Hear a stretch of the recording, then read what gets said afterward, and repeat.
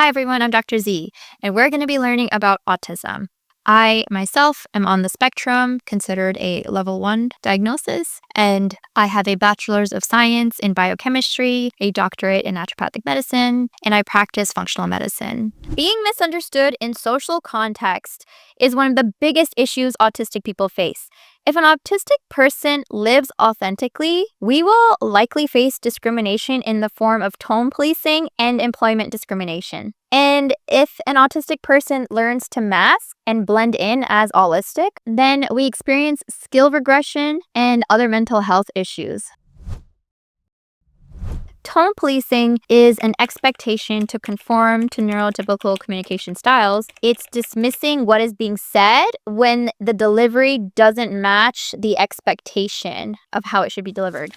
Have you heard that saying?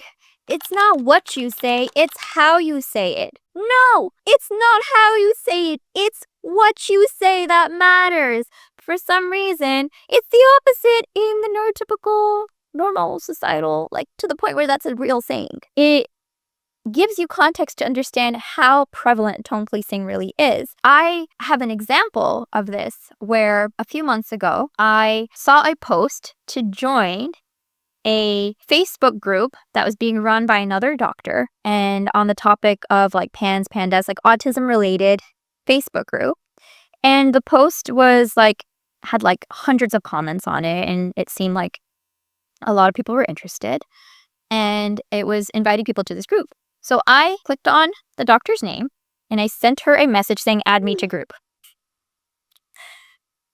Thinking I'm just, functional focused. I just have this goal in mind to be joining a Facebook group, and that's it. This doctor responds to me, really upset at me, calling me demanding, calling me rude, and basically very, very upset with me that I didn't say hello, how are you, or any of those expected neurotypical patterns of communication. The interesting part about this is, for some reason, that's seen as kind, but to me, I don't think it's kind to pretend that I care how she's doing. I don't care how she's doing. I just care to be added to a group. Why is someone expecting me to manipulate them emotionally into thinking I care about something I don't genuinely care about?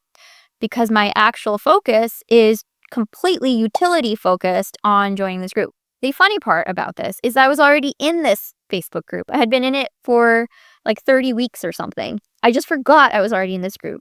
So she didn't even actually have to do anything. But what she did decide to do is continue to bully me. She kept telling me that what I did was wrong, demanding, and that anyone would think that I was rude.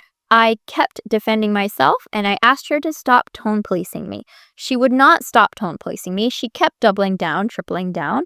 And then I informed her that tone policing is also a form of discrimination, not just against disabled communicators and people on the spectrum, but also towards people from different backgrounds and ethnicities.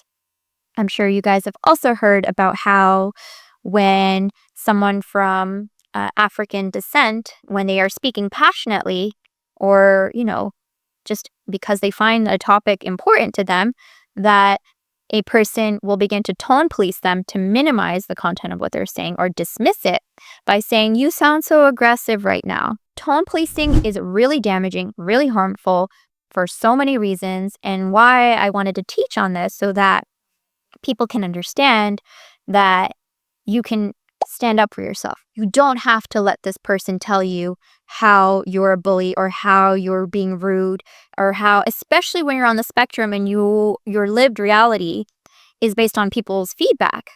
And especially if you don't know that you're disabled in that way, imagine your unfiltered brain taking in that information. This leads to so much mental health damage in the neurodivergent community. Tone policing is one of the biggest problems in society in terms of creating barriers towards people on the spectrum. There's also another form of a societal barrier in the form of employment discrimination. This is where you have systematic exclusion from workplaces due to your communication differences and sensory needs. So sometimes accommodations, like, maybe you don't want to eat in the lunchroom with everyone because it's so loud. That type of conversation that is taking place there is really hard to understand because you're autistic and you just think literally or you want to speak literally. So there's a lot of ways that there's employment discrimination happening. There is a really crazy statistic about like 70 to 80% of people on the spectrum are unemployed. I think they need to update that statistic as well, though. I think it's a little old, especially with the prevalence and awareness and knowledge that has grown over the last few years. Another big issue that a lot of autistic people face is burnout, also referred to as neural camouflage collapse. This is coming from chronic masking, which is going to lead to regression of abilities and mental health crises in general. We use the term burnout a lot, and a lot of times people think that's like being tired from work, like burnt out from work or burnt out from school. This is not what autistic burnout is, or neural camouflage collapse. What neural camouflage collapse is usually something that lasts for months, if not years. I went through this in my own way a few years ago. And I had to stop doing everything in my life. I spent about a year and a half in my burnout phase. And when I say burnout phase, I am someone who has been a serial entrepreneur. I have launched multiple startups. I have lived in the downtown of New York City, lived in Singapore. I was living in London. I've just worked in health tech, like going above and beyond in the ways that I functionally could in terms of productivity and giftedness that was hiding my disabilities. I did that for about a decade straight. And it got to a point where, everything was falling apart for me because I couldn't keep up the mask anymore. And I went into what is referred to as the autistic burnout. And so what did I do? I went and started living in a tent in the mountains of North Carolina, volunteering in a chocolate factory where I would be stamping the expiration dates. I began working at a organic food diner where I worked as a full-time artist, creating art of the food in exchange for food.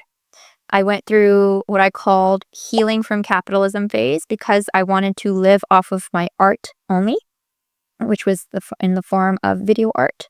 I did that for a while.